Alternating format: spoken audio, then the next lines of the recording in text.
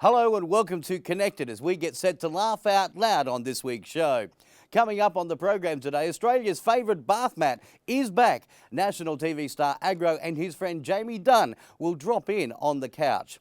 He's up late and hosts Brisbane's only remaining Tonight Show. Scott Black takes a look at the lighter side of TV after dark. And the boys from Collective Noun tell us what they really think of Brisbane. So sit back, get set for a laugh and get connected.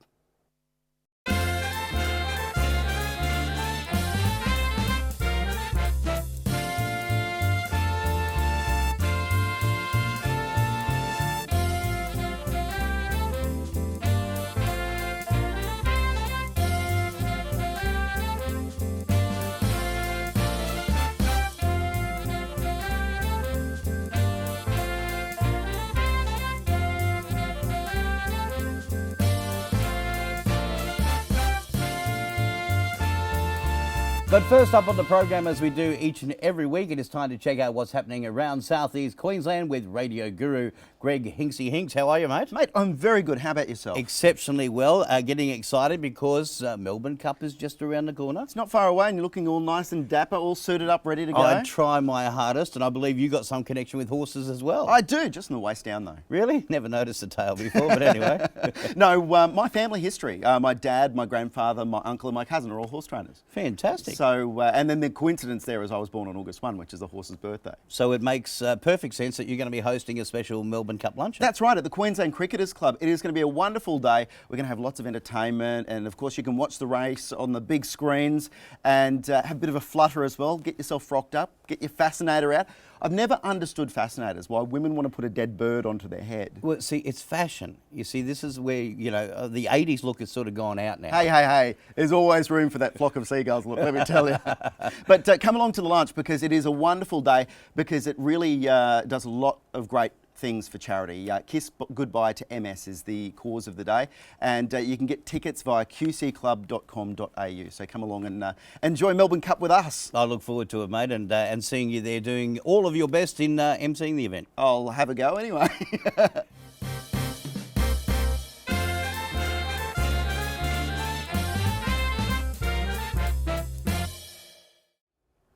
Our first guest has been an Australian television and radio icon for the past 3 decades.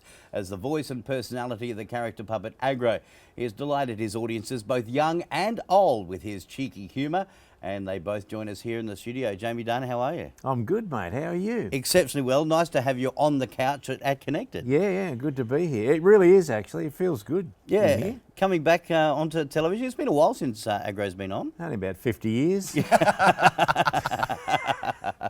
He got knocked off television because on what show I was doing? Oh, Cartoon Connection. Teresa tapped him on the head with one of those inflatable hammers you get from the Eka. Yeah. And the ABA said that was, of course, Agro went, oh. And then we were reported for, violence in children's television. Yeah. It's gone politically incorrect nuts, hasn't it? I mean, with all of this sort of stuff. Oh, it is what it is. It's like anything, television has its downs and its downs. Yeah. And then you get lower. Yeah, that's right. I've been sacked by just about everyone. But at the time when you and Agro were at the pinnacle, I mean, especially in the 80s, I mean, there wasn't a show that didn't want you guys on there. Yeah, Agro was on 7 days a week. He was on Wombat in the afternoons. Friday nights, Vizard, Tonight Live gave the host to Agro at the Brisbane Eka. Can you believe that? I was sitting with a guy I didn't even know, bagging everyone I work with, as you do in television. Yeah. You know how you do it. And he was bagging. He had an idea for a comedy show to use the sets from different shows like Wheel of Fortune and Family Feud and things like that. And Seven wouldn't let him, and he was having a bit of a bag, and I bagged him. We went to the Cattleman's Bar. That was Steve Vizard. Oh, yeah. So like 3 months later, he's the biggest name in Australian television. Wow. And he rang and he said, "Do you want to do Friday nights?" And I always say yes, and then work out how to do it later. So that's how. So Agro was on that, and then what was the main event? That was a game show on Saturday night. You also went on Hinch as well and did an interview, and you even made a soapy appearance in Hey Dad. Yeah, isn't that strange? Yeah. Strange, eh? And I think because I tried so hard to be an entertainer without Agro, and then I got Agro, and I didn't care about it. And when I stopped caring about being successful, it became successful. Yeah. Like, you know, the Agro show bag, you know, 50,000 sold at the Brisbane Echo, 50,000 the Sydney show, you know. The Agro show bag, 80 cents worth of value for just $8. When I was at the Ekka just recently, I actually thought, where was the Agro show bag? Because I had one of those, I think it was like a snapper with the little Agro head that kind of went like that. There was a fly catch. That was to kill flies. Yeah. I think it killed plenty of other things. But Thanks, I listened to your show the other night on sorry about that. Magic. No, that was good. It's good to hear. Well, we used to work together, so, you know, back in the old B105 days. Yeah, well, you know, I see a few people around the studio I used to work with and see around the place.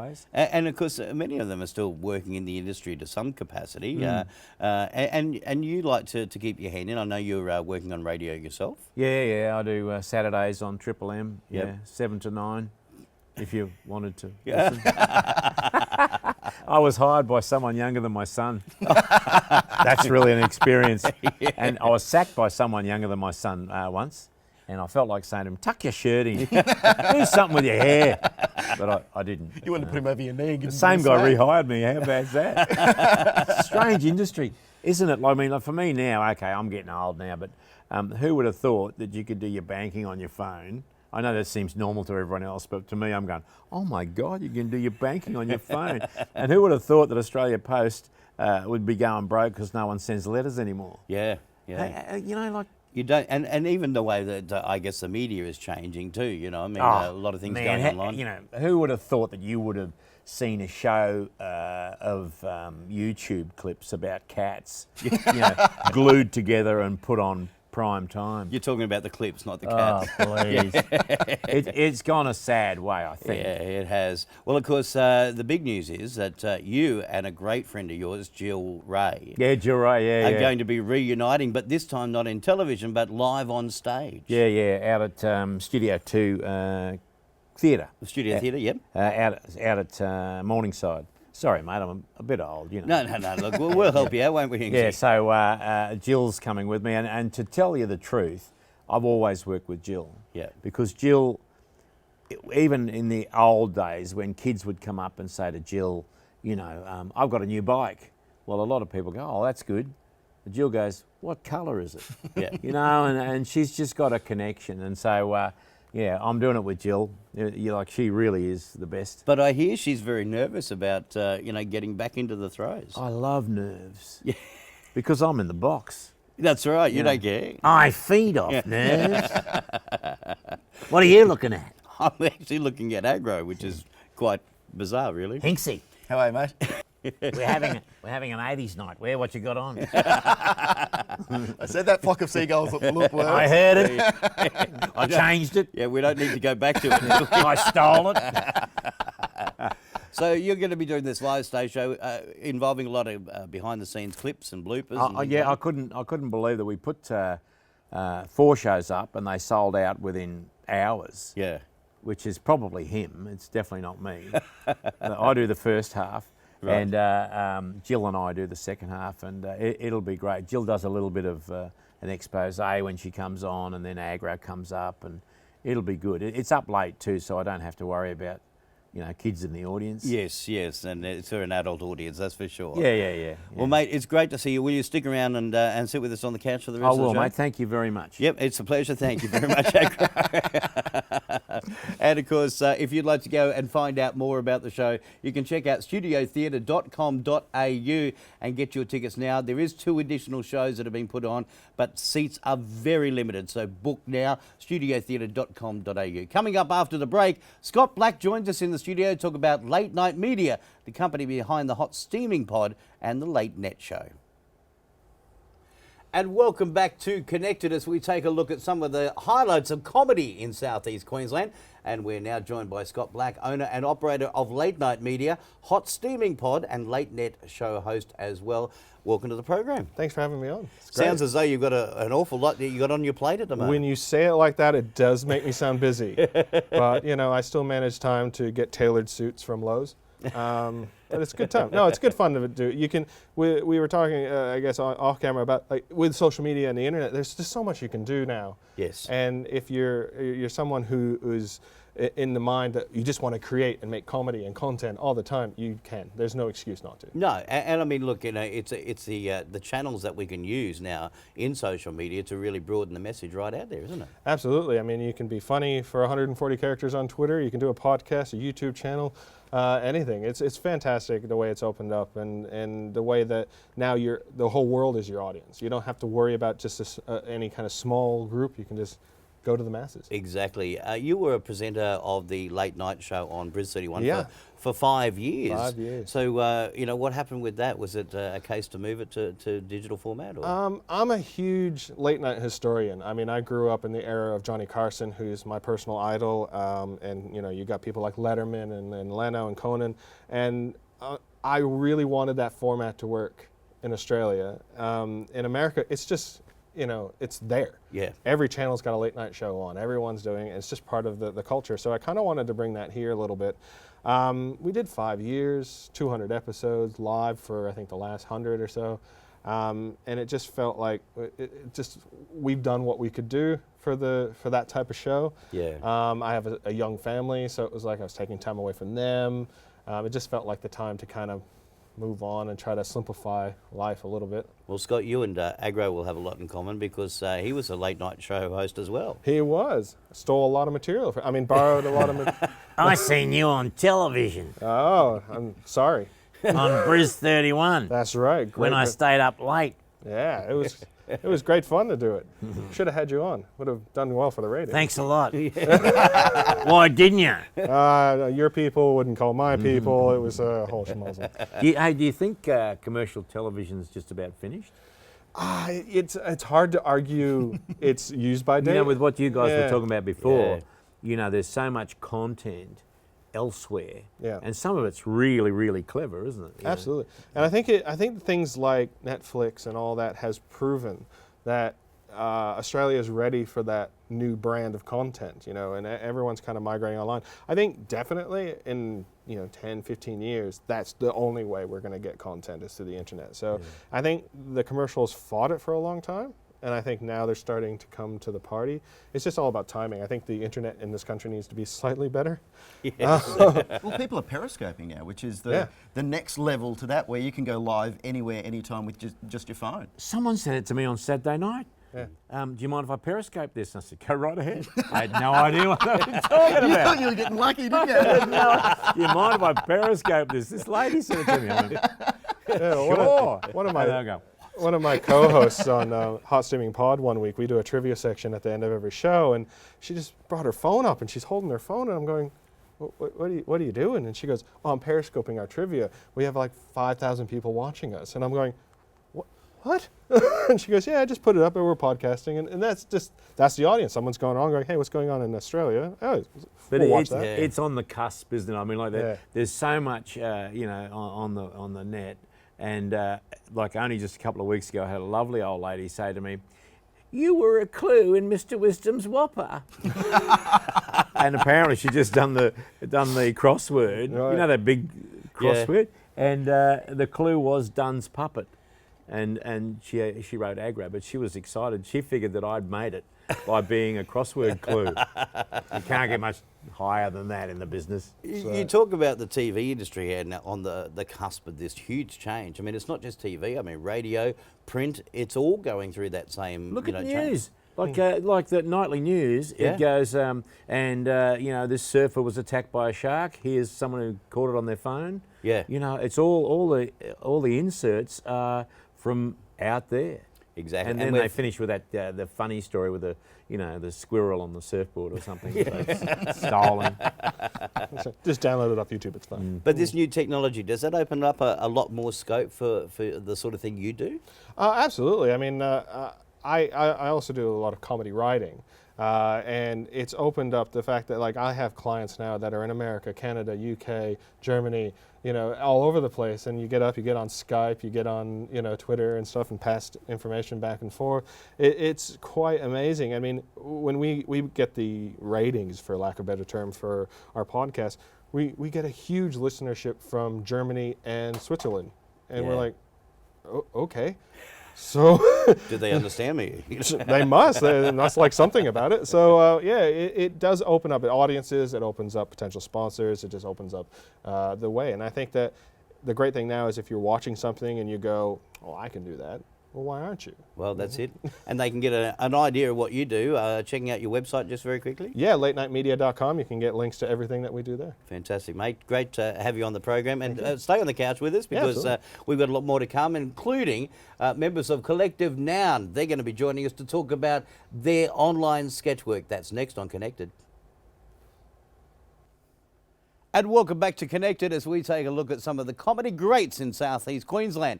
Collective Noun is a local sketch comedy group who have been entertaining the internet with their weekly videos and podcasts. Let's have a look at one of their YouTube hits. Welcome delegates to the G20 in Brisbane, Australia. You might be looking out your hotel windows and wondering, is this it? Yes.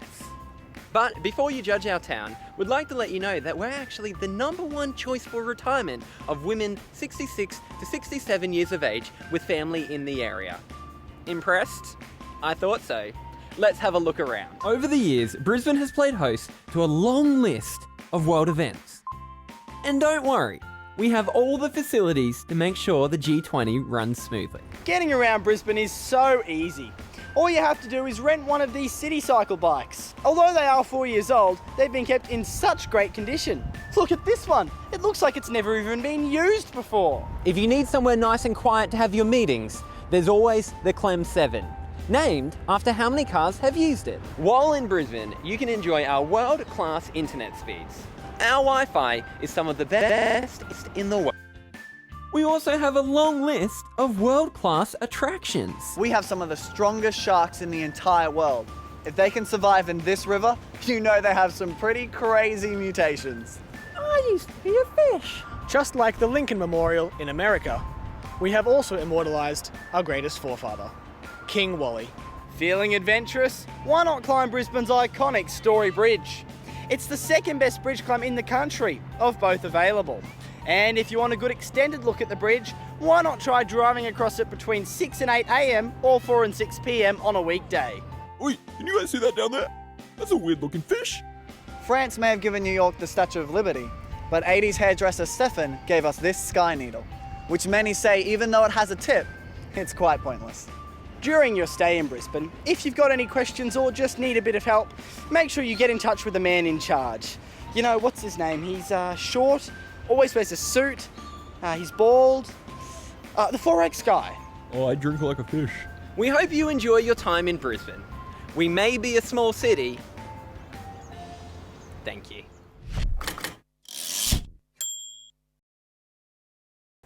Funny stuff, isn't it? That is the Collective Noun, and I'm pleased to say they join us in the studio. We have Zach, Dom, and Sam. Guys, welcome to the program. Thank you very much. Cheers, thanks. We've been talking about it, taking the comedy online. It's worked really well for you guys, hasn't it? Yeah, we kind of think maybe that's the future. Television is an amazing thing, and would like to work in television one day if anyone's watching. But also the internet gives a lot of opportunity to get your stuff out there. I mean, you just watched that video then, we only have like one camera and like one light, and we're able to make videos for everyone to see. Yeah, there's also no quality control, so you can put anything up. And well, that's true, and people do, don't they? I mean, it really does open it up to put whatever you want online. Yeah, well, I think it is interesting that we are now able to just basically meet on a Monday morning and say, hey, what do you guys want to film this week? And then suddenly it's up by Wednesday night. So I guess that ability to, as Zach said, just go out with our one camera and our little team of 4 people. Michael, the cameraman's not here today, but go out with that little team. It's gives us a lot of freedom. Yeah, Zach, would you say that particular video was one of the ones that really changed the focus and got people's attention? That one got a little bit of mainstream attention, so it was really good. I mean, it was about G20, so that was something big that was happening at the time.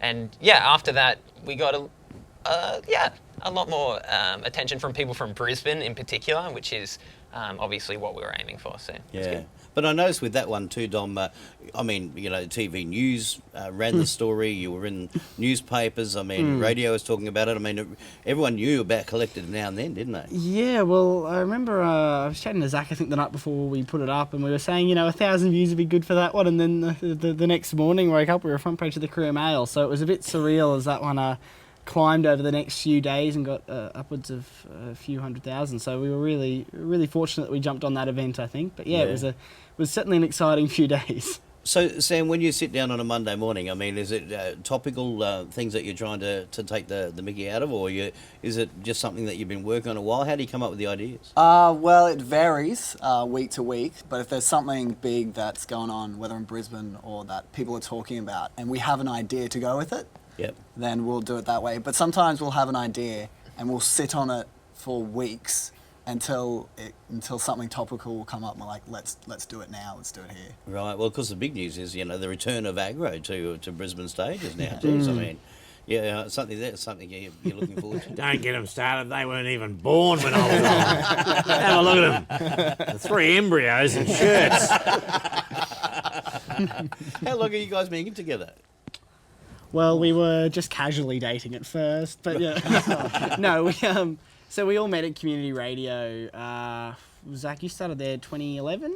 Yep. And we started there later that year, and kind of separately, Sam and I doing something separately to Zach at first, and then kind of over time, I think it was early last year, we just kind of thought, hey, let's do stuff together. We obviously hated each other originally because we were in competition, Mm. and then we thought, let's bury the hatchet and Well, put those scripts together. Dom and I went to school together. Yes. Didn't have a lot to do with each other.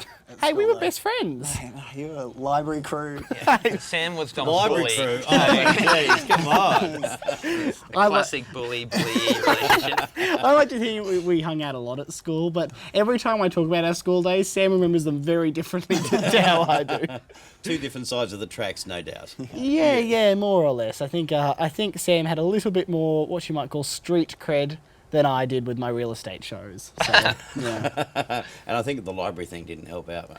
I think libraries, it's just a misconception that they're uncool. Right. I think libraries are actually a great place to learn and enjoy yourself. Well, each to their own, that's what I think. Sam, when you look at the success you guys are having, I mean, is there any taboo topics, or is it fair game on anyone and anything? Good question. We haven't really reached where our limit is. So we're fairly clean, I suppose, is what I'd say. But we've never pushed the boundaries, and creatively we haven't reached an area where we'd want to push any boundaries, but it just hasn't come up. Yeah. What do you think? Well, I think yes, our comedy is clean if you do watch it, but that's not because we sat down and said, hey, we want to do clean comedy or anything like that. It was more that is just what we gravitated towards. That we, and well, there's the occasional inappropriate joke when we're hanging out. It's not really the kind of comedy we ever really wanted to make, I don't think. So we're not here with some moral standpoint saying, look at us making clean comedy. It's just how it is. It also just makes it a little more accessible so that anyone can enjoy it, rather than, having to hide it from certain age groups or anything like that. Yeah. And did you guys ever go through the stand-up period as well, or? Yeah, we all started in stand-up, so all in high school stand-up comedy competitions, and then Sam and I did a few Brisbane Comedy Festival shows. Zach did the Raw Comedy Competition. So that's where we all started out in stand-up, moved to radio, and then now onto videos as well. Fantastic. I'm going to ask you, Zach, is there anyone that inspired you to get into comedy? Oh, heaps of them. Yeah. Personally, I loved Seinfeld when I was growing up, so that was probably one of the bigger ones. Dom and I are big Sean McAuliffe fans, so he's a big influence to us both. And I'm not so sure about Sam. Who do you like, Sam? I like Carl Barron. Sam kind of has the most broad comedy Like, he will genuinely laugh at Monty Python and then flick over to watch iCarly on Nickelodeon. So he is just ridiculous. If you're intending it to be a joke, I'll probably laugh. Yes, yes. Well, I'm a bit of an Elite Goblet fan. I think I've styled myself on that anyway. What about you, Hinksy? Monty Python all All the the way? way. Yeah, Jamie? Absolutely. All of them. I take it from all of them. You know, Seinfeld, Vizard. I know, don't say it. Steve Hey, I Martin. liked Vizard too. Buster Keaton in the silent movies. How clever is that? Yeah. And I was just listening to you guys being interviewed, and the radio is coming through in you guys at the moment. You know, when one started to talk over the other, one withdrew, and it's strange how as you go through it, you learn from it, but you don't know you're really learning. You know what I mean? Yeah, well, Jamie, you would know the delight of air checks, which is something radio people can relate to. Yeah, what an air check is when they listen to you, to what you said that day, and play it back to you, and your voice sounds like Mickey Mouse, doesn't it? Yeah, pretty much. Damien, you've been through that. I have indeed. Guys, we've got to leave it there. You can catch you guys, of course, on your website and check out the YouTube channel, but also on Hit 105 on Sunday nights from 10 p.m. That's right, yeah. Thanks so much for joining us, guys. And that's all the time we have here tonight. Thank you for tuning in, and until next time, stay connected.